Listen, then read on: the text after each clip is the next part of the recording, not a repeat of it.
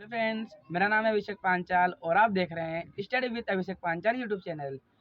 तो हमारी वीडियो को लाइक करें, कमेंट करें, शेयर करें और हमारे चैनल को सब्सक्राइब करना ना भूलें, जिससे कि हमारे आने वाली वीडियो की नोटिफिकेशन सबसे पहले आपको पहुंचे।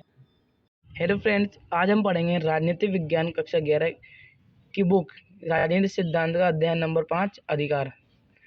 तो आपने कई तरह के अधिकार के बारे में सुना होगा, जैसे वोट देने का अधिकार, पार्टी बनाने का अधिकार, चुनाव लड़ने का अधिकार, जीवन जीने का अधिकार, स्वतंत्रता का अधिकार, देश में कहीं घूमने फिरने का अधिकार, करियर चुनने का अधिकार। ये सभी कई प्रकार के अधिकार होते हैं जो हर व्यक्ति के पास होते हैं, जैसे वोट देने का अधिकार, पार्टी बनाने का अधिकार, चुनाव लड़ने का अधिकार, और ये सारे अधिकार है ये व्यक्ति के पास है। अब हम पढ़ेंगे अधिकार क्या होते हैं। ऐसे दावे जिनकी मांग उचित हो और औचित्य हो। ऐसे दावे मतलब जो उचित भी हो यानी सही भी हो और उनकी मांग औचित्य भी हो यानी उनकी मांग भी स्वीकार की गई हो। अधिकार व्यक्ति की ऐसी मांग है जिसका प्रयोग करते समय वह न केवल अपने व्यक्तित्व का विकास कर सके बल्कि दूसरे व्यक्ति के व्यक्तित्व में बाधा न उत्पन्न करे। मतलब अधिकार ऐसी मांग है जिनका प्रयोग करके व्यक्ति अपने व्यक्तित्व का तो विकास करे, लेकिन दूसरे व्यक्ति के व्यक्तित्व को में बाधा न उत्पन्न करे। व्यक्ति की हर मांग को अधिकार नहीं कहा जा सकता। अब ऐसा नहीं है कि व्यक्ति की हर मांग को अधिकार कहा जा सकता है, उसको समाज की स्वीकृति भी होनी चाहिए। मतलब कोई ऐसी मांग उठे जिसको समाज भी स्वीकार करे तो वह अधिकार कहा जाएगा। अधिकार समाज की ऐसी मांग दावे हैं जो किसी व्यक्ति के विकास के लिए जरूरी होते हैं। मतलब जब अधिकार है जो समाज की ऐसी मांगे या दावे है जिससे व्यक्ति का विकास हो सके और व्यक्ति के विकास के लिए जरूरी होते हैं। अगर यह अधिकार उसे ना मिले तो वह विकास नहीं कर पाता है। मतलब अगर व्यक्ति को यह अधिकार नहीं मिलेगा, जैसे स्वतंत्रता का अधिकार है और उसमें कहीं भी भारत में कहीं भी जगह घूमने का अधिकार है, अगर ये अधिकार नहीं दिया जाएगा तो व्यक्ति अपना विकास नहीं कर पाएगा। अधिकार उन बातों का द्योतक है जिनसे लोग गरिमा का जीवन जी सके। अधिकार उन बातों का द्योतक है जिनसे लोग गरिमा का भी जीवन जी सके। आजीविका का अधिकार सम्मानपूर्ण जीवन जीने के लिए जरूरी है। जो आजीविका का अधिकार है वह सम्मानपूर्ण जीवन जीने के लिए जरूरी है। अधिकार की दावेदारी हमारी बेहतरी के लिए जरूरी है। ये लोगों की दक्षता प्रतिभा के विकास में सहायता देते हैं, जैसे शिक्षा का अधिकार, तर्क शक्ति और ज्ञान।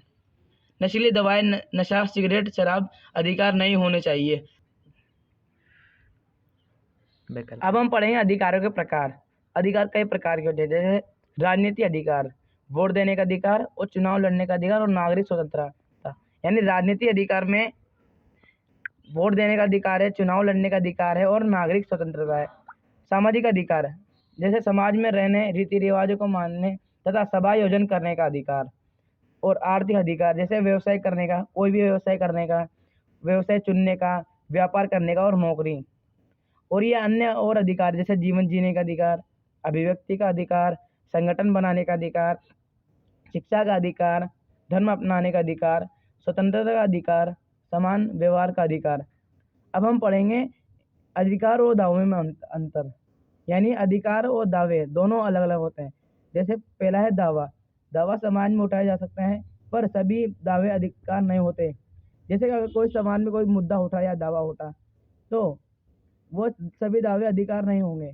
और अधिकार, जब दावे या मांगे को समाज स्वीकार करे तो उन्हें अधिकार कहा जाता है। जब दावे या मांगे हैं जिनको स्वीकार कर ले यानी समाज स्वीकार कर ले तो उसे अधिकार कहा जाता है। सेकंड क्वेश्चन है, अधिकार व्यक्ति के लिए क्यों आवश्यक है? क्योंकि बिना अधिकारों के कोई भी व्यक्ति समाज में अपने व्यक्तित्व का विकास नहीं कर सकता।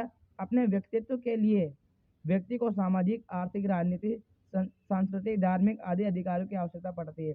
मतलब अगर समाज में अधिकार नहीं होंगे तो व्यक्ति। अब हम पढ़ेंगे अधिकार कहाँ से आते हैं। पहला, अधिकार ईश्वर की देन है।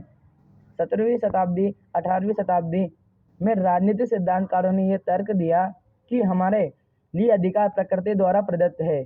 हमें जन्मजात के अधिकार प्राप्त है, कोई व्यक्ति या सरकार इसे हमसे छीन नहीं सकता। मतलब 17वीं और 18वीं शताब्दी में राजनीतिक सिद्धांतकारों ने तर्क दिया था कि अधिकार हमारे प्रकृति द्वारा प्रदत्त है और हमें जन्मजात के अधिकार प्राप्त है और इसे न तो व्यक्ति और न ही सरकार इसे हमसे छीन नहीं सकती। जैसे जीवन जीने का अधिकार, स्वतंत्रता का अधिकार, संपत्ति का अधिकार। अब हम पढ़ेंगे सेकंड, मानवाधिकार के आधार पर। समय बीता और इन प्राकृतिक अधिकारों को उन मानवाधिकारों के रूप में देखा जाने लगा। मानव अधिकार का अर्थ है कि मानव होने के नाते हमारे जीवन तथा जरूरतों में कुछ समानता होती, उसी के आधार पर कुछ अधिकार भी समान मिलने चाहिए। इसके अनुसार सभी मानव समान है। जाति, नस्ल, धर्म के आधार पर इनके साथ कोई भेदभाव नहीं होगा। मतलब मानवाधिकार का अर्थ है कि मानव होने के नाते हमारे जीवन में कुछ ऐसी समानता होती है और उसी के आधार पर हमें समान अधिकार मिलने चाहिए। और इसका मतलब यह है कि नस्ल, जाति, धर्म के आधार पर कोई भेदभाव नहीं ना किया जाएगा। अब तीसरा, नए अधिकारों की चर्चा करें। यानी अभी नए अधिकारों की चर्चा करनी है जो हमारे देश के सामने रखे जाते हैं। जैसे फर्स्ट है भोजन की सुरक्षा का अधिकार। हमारे देश में अनाज है, पर अनाज रखने के लिए अन्नागार नहीं है। कई बार अनाज सड़ जाता है, इसलिए भोजन की सुरक्षा का अधिकार की मांग की गई। लेकिन अब है स्वच्छ पेयजल का अधिकार। देश में पेयजल की कमी से हो रही है